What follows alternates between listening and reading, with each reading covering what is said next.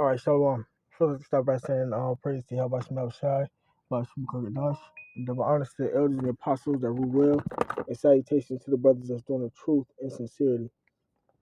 This right here, as you can see, the title is Homeless Crisis Escalate in Sherman Oaks. Man throws feces at business owner from Fox 11 Los Angeles, man. This was put up a month ago, but, they got some more up-to-date ones. America has a homeless crisis going on. Thousands of people are going homeless because of the society. It's because the society is coming down. So all praise to Yahweh Shema shot for that. But that's because this devil, this Edomite, is in rulership, man. His rulership is what's destroying everything and having it to everything is coming down, man. So I'm going to play this clip and then add some precepts. Sherman Oaks business owners say they've had enough. They've reached out to the police, to their city council representative, and other city officials, and they say they've been ignored. So they turned to Fox 11 News so we could shed light on their problem. You want to have a fight? In Sherman Oaks, California. If you gotta play when I say you gotta die, you really gotta die. You gotta die. The homelessness crisis. You gotta get your half-naked ass out of my restaurant right now. As business owners closing up shops and employees fearing for their safety. They've dealt with fires caused by the unhoused, aggression on a daily basis. I found another woman's head in a fire. Fear for my staff. I fear for my guests. I don't know from one day to another what's going to happen. Like this man who openly defecates on Ventura Boulevard, and on this day tosses a bag of his bodily waste onto business owner Paul Scrivano's SUV. Every single day, every single morning, I'm wiping that off my property before I have to do business. Sir, why are you throwing feces at people? Who? You threw feces at this gentleman. This guy has to understand. I'm half paralyzed. I'm blind. I have no card for 9 years. We offer to help the man with services for the homeless, but... Sir, do you need help? The city is offering help. I don't need help. Every day is like another adventure of One Flew Over the Cuckoo's Nest. It is like literally a psych ward. Scrivano, owner of Blue Dog Beer Tavern, has had about all he can take. That's okay. Pooping on the street, peeing on the street, having sex on the street, making threats without a weapon is okay now. Many business owners are at their wits' end. They're not getting the responsiveness that they need and that they deserve. Attorney Larry Slade is the chair of the Homelessness Committee for the Sherman Oaks Homeowners Association. Individual homeless people will camp out in front of a store, make it their home, bring their possessions, use it as a bedroom, use it as a bathroom. In the morning when the business owners come to open up, they have to try to deal with a homeless person literally blocking entrance to their business, and then they have to deal with cleaning up hazardous waste right in front of their business, right in Sherman Oaks, right on Ventura Boulevard. It's mostly the criminal aspect of the homeless and unhoused. Theo Mavro is the owner of the Sherman, a restaurant bar. He says customers enjoying their meals are constantly harassed. Literally come by and just grab something and carry on. That happens all the time. And even more disturbing is the violence. Theo's host was recently involved in an incident. So my manager had to step in the middle and get the person off of her, and he got hit, he got assaulted, and one of the guests got hit in the face. This happens. While we were conducting interviews on Ventura Boulevard, we repeatedly offered to connect the unhoused with much-needed services. Do you need help? Do you need help? Eva, are you okay? Do you need any help? You're not interested in housing? No. Okay, thank you, sir. Scrivano points to an obvious fact. Many unhoused people are in desperate need of mental health assistance. Scrivano says leaving them out on the streets like this is simply irresponsible, cruel, and dangerous for everyone. In your opinion, what's the solution? The solution is that person who thinks he works for the FBI and who terrorizes my neighborhood is given the choice as to whether he wants housing or not. It's not a choice anymore. When people are suffering, you give them care. If they're really suffering, you pull them into care, or you lose them. These frustrated Sherman Oaks business owners say they've repeatedly called police and city officials. They say their pleas for help have fallen on deaf ears. There is anger in the community. It is palpable, and we want it addressed proactively, and we're going to do everything in our power to make sure that that happens, including leaning on any elected official. LA City Councilwoman Nithya Raman represents the 4th District, which includes Sherman Oaks. Business owners say they have repeatedly called, emailed, and tagged her on social media posts. Scrivano sends her office videos of the homeless making threats and going to the bathroom on Ventura Boulevard. Scrivano says he was told to stop sending such graphic material. Nithya Raman does not care. She does not care. The reality is that people who are experiencing homelessness are still individuals who are there on the streets because they don't have a home. We caught up with Councilwoman Raman at a public event after fruitless attempts to set up an interview. The business owners are tired of having someone block their business. How would you like it if somebody threw feces at you? I mean, I obviously would not like it. And to anybody who's experiencing these issues, I have the deepest of sympathies and empathy. This issue is a humanitarian crisis, and it's a crisis for the entire city of Los Angeles. Raman says the only way to solve this crisis is to fix the problem that leads to homelessness. And that, she says, is lack of housing. No matter how many times you move them from one location, they are still people who don't have homes.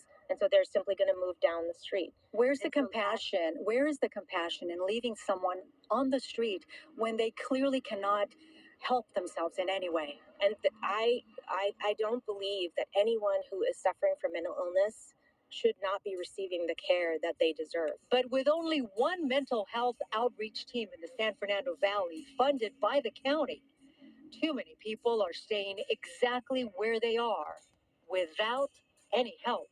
The rights of the homeless cannot exceed the rights of the homeowners and the business owners. There has to be a balance between those two rights, and right now, that balance is tipping mightily in favor of the homeless to the detriment of the people that live here and work here.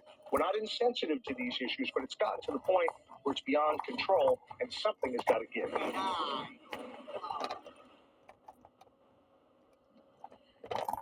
Councilman Raman says that she's only been in office for a year and a half, and this problem has been around for many, many years.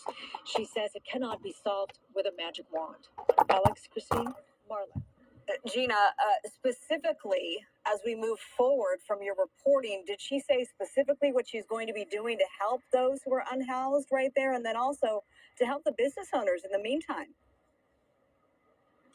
Well, she says that her staff goes out on the streets and they go and talk to people. They try to get them into some sort of shelter.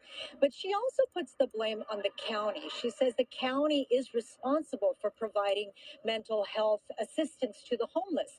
And as I said in the story, there's only one group out there in the San Fernando Valley, and that's just not enough. Gina, thank you. One more look at what is truly a crisis, and we hope that our viewers will go and search our documentary that we did, very, very long documentary on this whole homelessness crisis. Hard work needs to be respected again, with fair wages and ways to get ahead. I'm tired of the excuses for multimillionaires in the Senate. All right.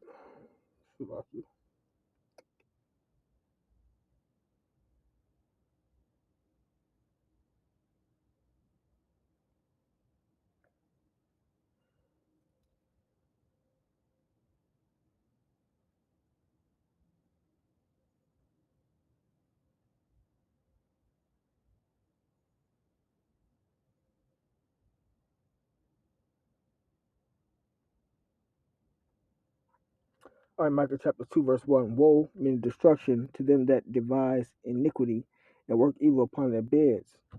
When the morning is light, they practice it because it is in the power of their hand. Right, this society is being ran by the elites. All the poverty and the demons that's on people that got them having all these mental diseases and being homeless, and more people are being homeless. They don't even have mental diseases.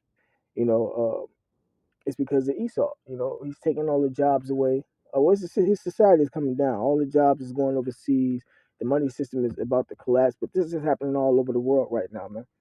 All because he's trying to bring in his new world order agenda, man. So it's his fault, but that is destruction unto him, man. You know, and ultimately it's the Lord, but the Lord got Esau, the one that's making the moves.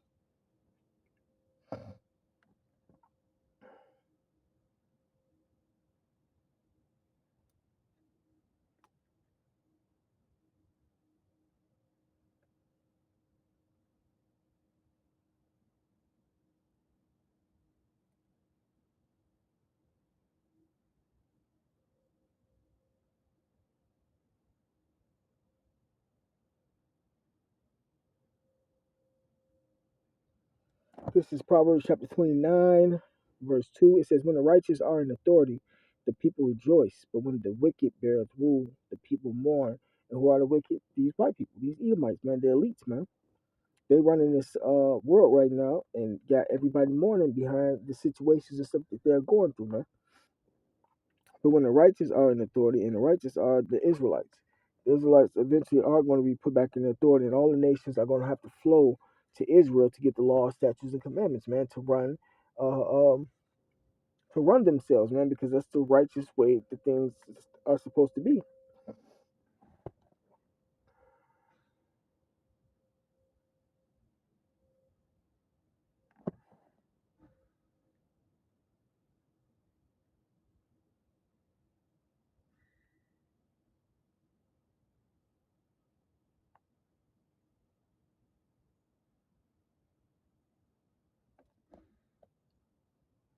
Second Ezra chapter 15, verse 49. It says, I will send plagues upon thee, widowhood, poverty. That's exactly what they're going through. Famine, sword, and pestilence, to waste thy houses with destruction and death. Right, you got people even making videos of them, especially women. There's more women videos that I've seen thus far of them living in their vehicles, you know, because they're homeless. But that's all part of the plagues and prophecies that's coming to the world. This is 2 Ezra 15:49 again. I will send plagues upon thee, widowhood, poverty, famine, sword, and pestilence. Pestilence is diseases, to waste thy houses with destruction and death. So, everybody crying to this devil, this white man, to fix these problems when all these problems are coming from Yahweh Shema Shai. He can't do nothing about it, and he's actually in favor of it because he's the devil, man, and he's trying to bring in his new world order, man. You know, at least all the way at the top, and then the lower ones, they can't do nothing about it because they're part of the agenda. A lot of them are part of the agenda also.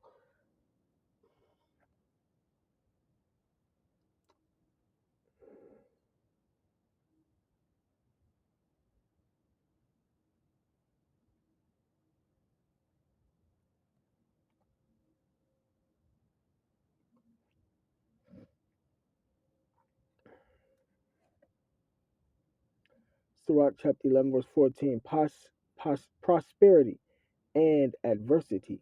See, life and death, poverty and riches come of the Lord.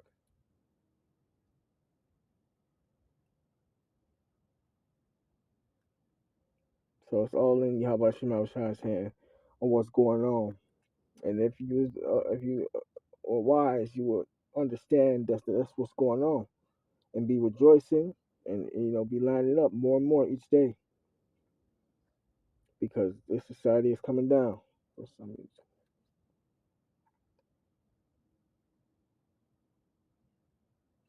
This is First Samuel chapter 2, verse 7. The Lord Yahweh maketh poor and maketh rich. He bringeth low and he lifteth up. He raiseth up the poor out of the dust and lifteth up the beggar from the dunghill to set them among princes, the Israelites, and make them inherit the throne of glory, the kingdom of heaven. For the pillars of the earth are the Lord's, and he has set the world upon them.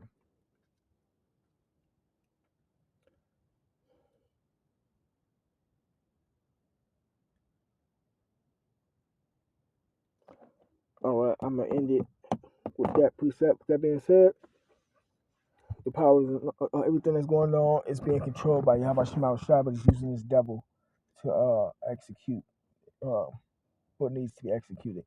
So with that being said, call Lord Yahweh Shema Shai, double honors to the elders and the apostles that rule well, and salutations to the brothers that's doing truth and sincerity. Shalom.